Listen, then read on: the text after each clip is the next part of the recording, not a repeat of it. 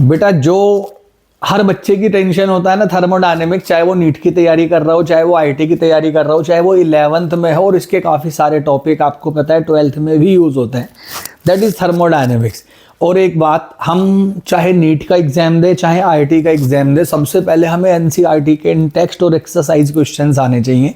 तो आज मैं आपको कराऊंगा एनसीईआरटी के बैक एक्सरसाइज के क्वेश्चन, कौन से चैप्टर के, थर्मोडायनेमिक्स के।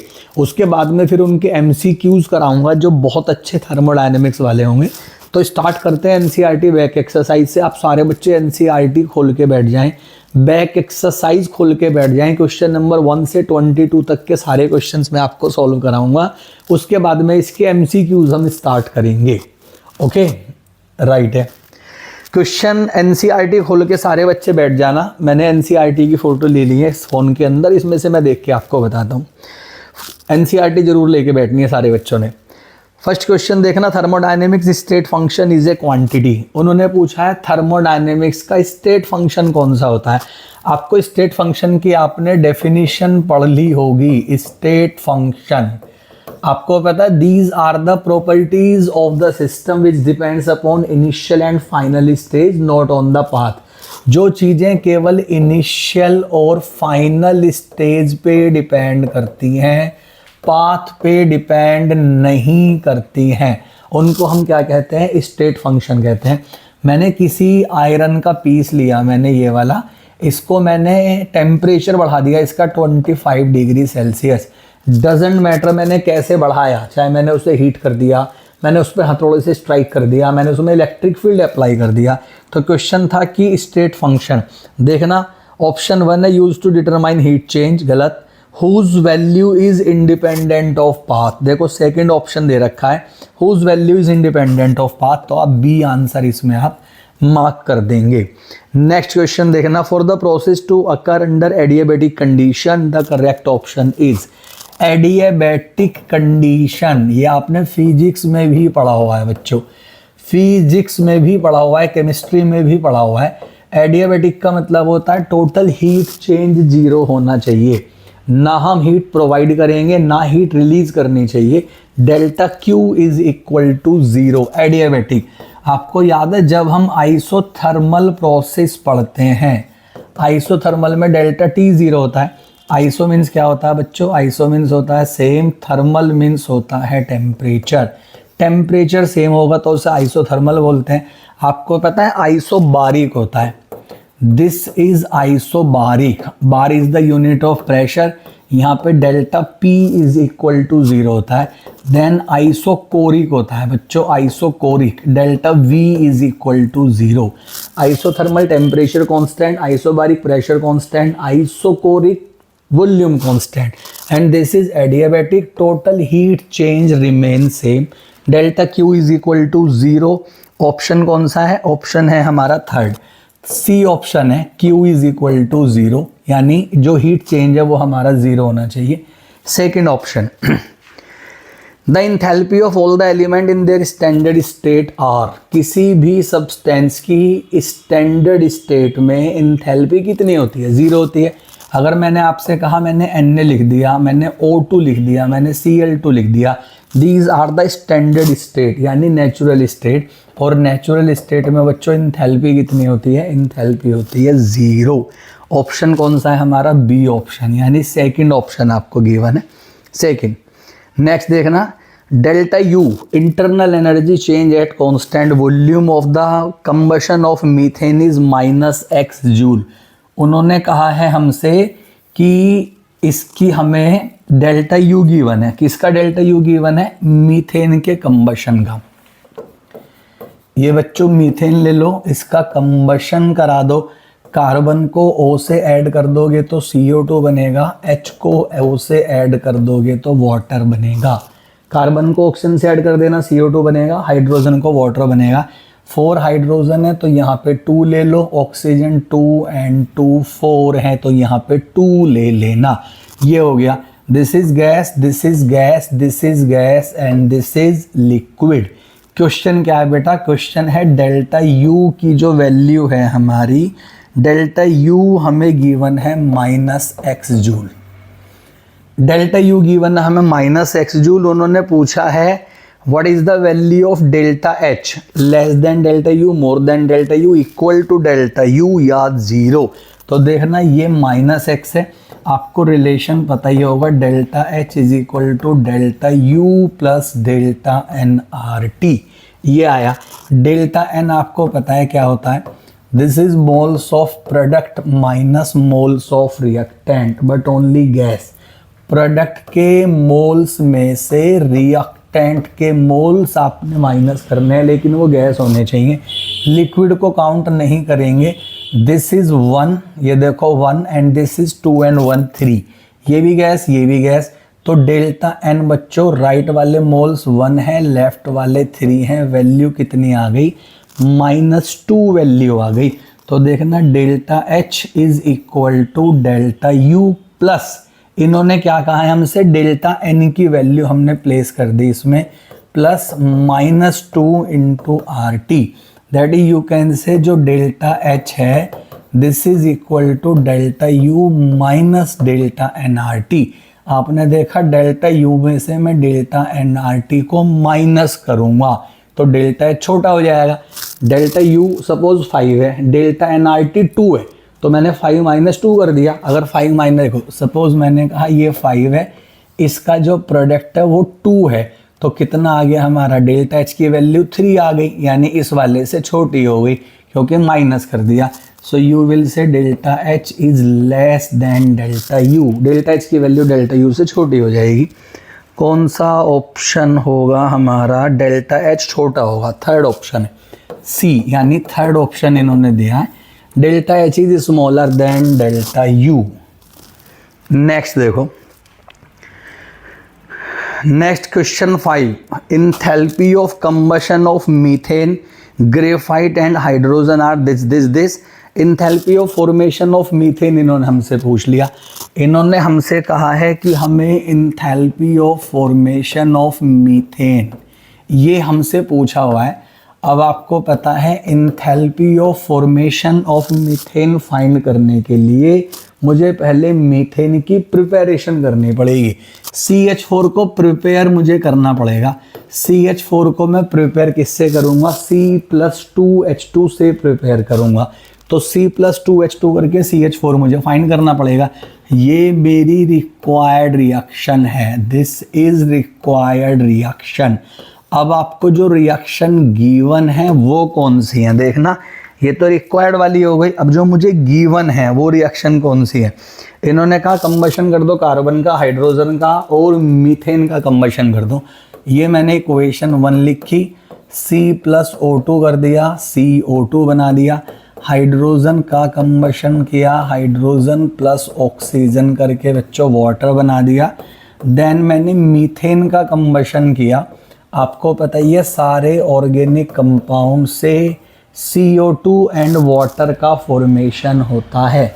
किसी भी ऑर्गेनिक कंपाउंड का कंबशन करते हो, carbon combine with oxygen and form CO2, hydrogen combine with oxygen and form water. Hydrogen 4 है तो यहाँ पे 2 कर देना, 2 and 2 4 कर देना। ये वाली रिएक्शन हमने कर दी और यहाँ पे बच्चों इनका आपको डेल्टा एच गिवन है।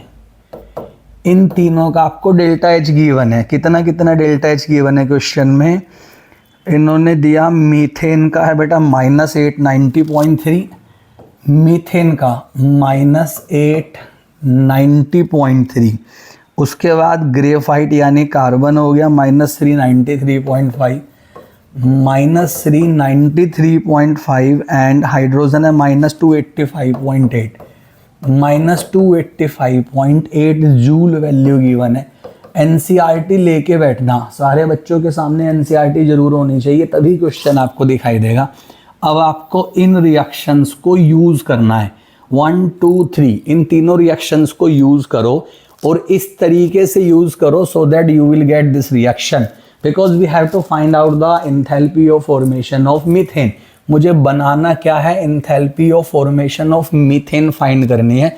इन तीनों रिएक्शन पे आपका राइट है, इन्हें आप यूज़ करो और ये वाली रिएक्शन बना के दिखाओ। देखो हमें 1 कार्बन लेफ्ट में चाहिए, हमें 1 कार्बन लेफ्ट में गिवन है। हमें 2 हाइड्रोजन लेफ्ट में चाहिए, हमें 1 हाइड्रोजन लेफ्ट में गिवन है, तो यहाँ पे मैं मल्टीप्लाई बाय 2 कर दूंगा, 2 से मल्टीप्लाई कर दूंगा। ऑक्सीजन चाहिए मुझे, नहीं चाहिए मुझे, ऑक्सीजन ही नहीं चाहिए, इन्होंने हाफ O2 छोड़ो, हमें चाहिए नहीं ऑक्सीजन। मीथेन तो मैं राइट में चाहिए, इन्होंने मीथेन लेफ्ट में गिवन है, तो मैंने क्या किया, मैंने लिखा बच्चों इक्वेशन 1, ये वाली equation 1 plus 2 into equation 2, equation 2 को 2 से मल्टीप्लाई कर दो, प्लस रिवर्स इक्वेशन 3, इक्वेशन 3 को रिवर्स कर देना। इक्वेशन 1 प्लस 2 इंटू इक्वेशन 2, क्योंकि 2 हाइड्रोजन चाहिए और इसे मैं रिवर्स कर दूंगा। और आपको पता ही है इस वाली में मैंने कुछ नहीं किया, इसमें मैंने 2 से मल्टीप्लाई कर दिया, इससे रिवर्स करेंगे तो डेल्टा H का साइन चेंज हो जाएगा। जब रिएक्शन चेंज करते हैं ना, रिवर्स करते हैं, तो इसका साइन भी चेंज हो जाता है। अब आप इनको मल्टीप्लाई कर देंगे हम नेक्स्ट वाले पेज पे। ये देखो मैंने कर दिया, पहली रिएक्शन में कुछ नहीं किया था बच्चों, सेम की सेम लिख दी थी, दिस इज -393.5। इसे मैंने, इस वाले को मैंने क्या किया था, ये हो गया, इसे सेकंड इक्वेशन को मैंने कर दिया था 2 से मल्टीप्लाई, तो ये हुआ था 2H2 plus O2 gives twice of water. Delta H की वैल्यू हो गई थी 2 इंटू माइनस, ये गिवन है हमें माइनस 285.8, 285.8। थर्ड वाले को मैंने रिवर्स कर दिया, 2 CO2 नहीं 1 CO2 है, 2 CO2 नहीं है 1 CO2 है, प्लस ये देखो ये रहा, रिवर्स कर दिया, CO2 plus 2H2O, CO2 plus 2H2O gives CH4 plus twice of O2। और बेटा डेल्टा H हमारा जो नेगेटिव था वो पॉजिटिव हो गया, माइनस की जगह प्लस 890 प्लस 890.5 ये आया हमारा। अब हमने क्या करना है, मैंने तीनों इक्वेशन को प्लस किया था, आपने देखा मैंने किया था equation this plus this plus this, तो मैं तीनों इक्वेशन को प्लस कर दूंगा। देखो कैसे कैसे प्लस करूंगा, दिस CO2 इज, दूसरे कलर का पेन लेते हैं कैंसिल करने के लिए, this CO2 is cancel out by 10 CO2, 2 waters are cancel out by 2 water, O2 that is 2 O2 is cancel out by 2 O2। मेरे पास बचता है C plus 2H2, C plus 2H2 और गिव्स में बचता है मीथेन, ये बचा मेरे पास मीथेन। डेल्टा H तुमने फाइंड करना था, दिस इज माइनस के 393.5 plus this is 2 into minus 285.5 और प्लस 890.5। कैलकुलेट करके बच्चों जूल में आंसर फाइंड कर देना, कैलकुलेट करके जूल में आंसर फाइंड कर देना, and this is the answer. जो भी आप फाइंड करेंगे ना वो आपका राइट आंसर होगा। वैसे -74.8 किलो जूल है, डेल्टा H है हमारा माइनस के 74.8 किलो जूल, क्योंकि वैल्यूज़ भी आपको जूल में ही गिवन थी। इस तरीके से हमने आपके आई थिंक MCQs हो गए हैं हमारे, नहीं अभी है क्वेश्चन नंबर 6 बचा हुआ है। A reaction A plus B gives C plus D plus Q is found to be positive entropy change. Reaction given है, पॉजिटिव एंट्रोपी चेंज है। This is A plus B gives C plus D plus Q, entropy change क्या है बच्चों, positive. आपको पता ही है जब एंट्रोपी पॉजिटिव होती है तो प्रोसेस होता है spontaneous, and when delta S is negative then process is non spontaneous. Spontaneous को हम फीजिबल भी बोल देते हैं। This is also known as feasible and this is also known as non feasible. उन्होंने कहा है डेल्टा S की वैल्यू पॉजिटिव और हमसे पूछा है क्या, जो हमने पहले बोर्ड पे लिख दिया। क्या लिखा हुआ है, possible at high temperature, possible only at low temperature, possible at any temperature, not possible at any temperature. बेटा स्पॉन्टेनियस प्रोसेस है ऑल टेम्परेचर। अगर प्रोसेस स्पॉन्टेनियस होता है ना तो हर टेम्परेचर पे प्रोसेस पॉसिबल होता है। और अगर डेल्टा G नेगेटिव होता है, डेल्टा जी का मतलब होता है Gibbs free energy change, delta G should be negative, delta H should be positive for spontaneous process. Spontaneous में डेल्टा एस प्लस होना चाहिए, डेल्टा जी माइनस होना चाहिए, तब वो रिएक्शन हर कंडीशन पे पॉसिबल होती है। राइट है। नेक्स्ट क्वेश्चन क्या है? Next means question number 7। In a process 701 joule of heat is absorb by system. Absorb, delta Q की वैल्यू पॉजिटिव है, एब्जॉर्ब हुआ है, डेल्टा क्यू की वैल्यू पॉजिटिव है, और कितना एब्जॉर्ब हुआ है? 701। दिस इज 701 जूल बच्चों एब्जॉर्ब हुआ है। और उन्होंने आगे क्या लिखा?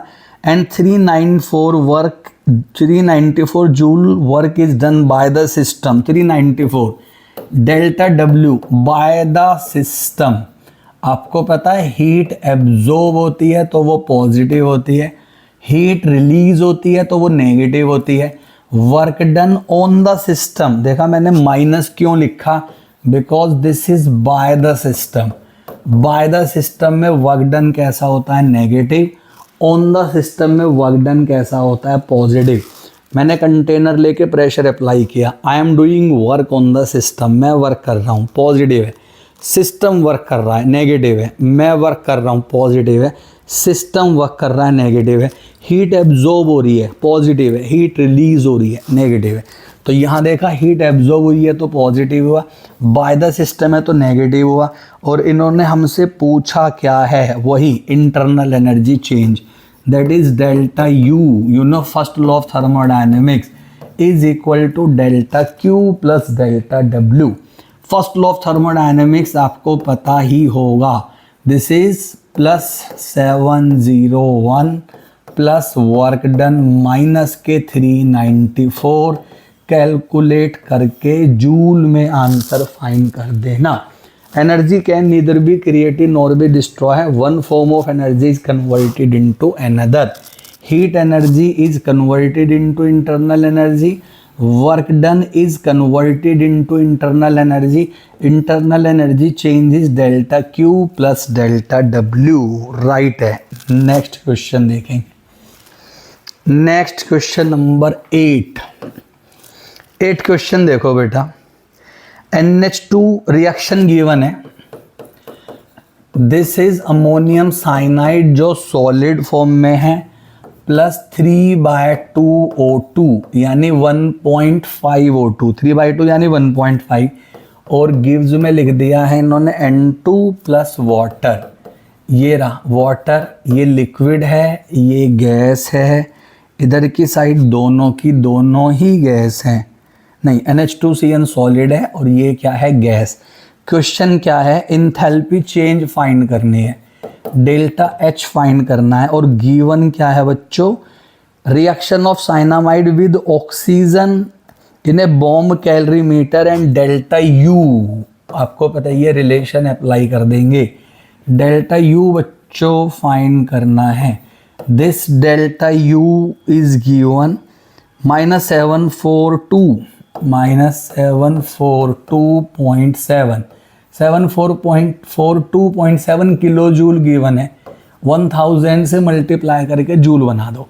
-742.7 था ना, मैंने क्या किया? मैंने इसका पॉइंट हटा दिया।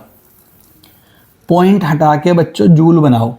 7420, 2 0 लगा दो क्योंकि 1000 से मल्टीप्लाई करना था। एक जीरो ने पॉइंट हटा दिया, 2 0 ने ये कर दिया। और आपको पता है ये रिलेशन क्या होगा? Delta H is equal to delta U plus delta nRT। मतलब टेम्परेचर भी गिवन होगा, टेम्परेचर भी गिवन होगा। ये रहा 298 है, टेम्परेचर गिवन होगा 298 केल्विन। क्या फाइंड करना है बच्चों? डेल्टा H फाइंड करना है। ये रहा डेल्टा H, डेल्टा U है -742700 प्लस डेल्टा N फाइंड कर दो। तुम्हें पता है ये डेल्टा N होता है moles of product minus moles of reactant. Right वाले के मोल्स में से लेफ्ट वाले के मोल्स माइनस कर दो। गैस वाले इसे काउंट नहीं करेंगे, दिस इज 1।